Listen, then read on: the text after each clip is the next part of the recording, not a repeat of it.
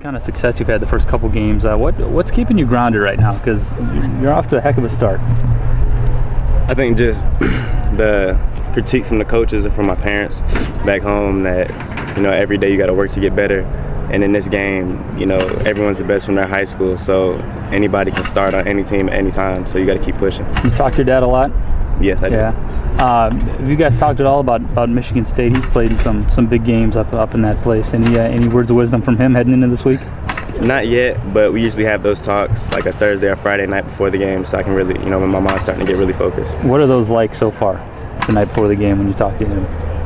Or maybe it's two nights before? Kind of what to expect since he's been there before, kind of the atmosphere that I'm walking into and how to not psych myself in or out of the game and don't let, certain things that I'm not used to in high school affect me before the game in college.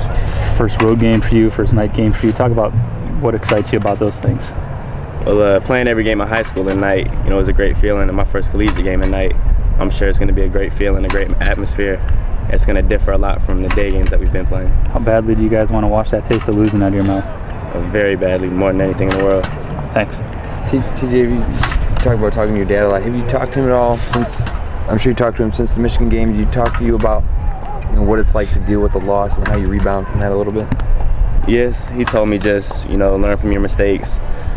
That night, not dwell on it, but feel the loss. Remember that feeling, and then come Sunday and Monday when you go to film, forget it and move on to the next week. I'm sure something you've heard a little bit about this week, the chucking the ball before you got into the end zone. What was the first interaction with Coach Kelly or maybe Coach Alford where they kind of addressed that with you?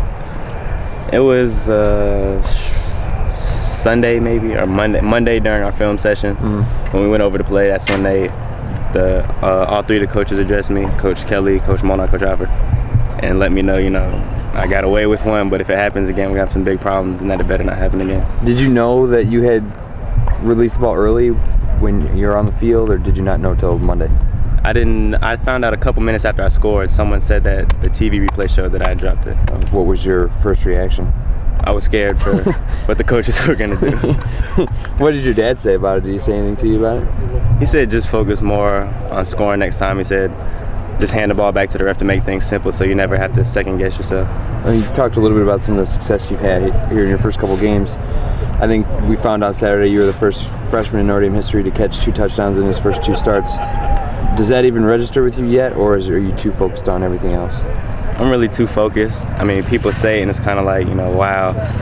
But it hasn't really set in that, I made history that day because I'm still focusing on, Michigan State.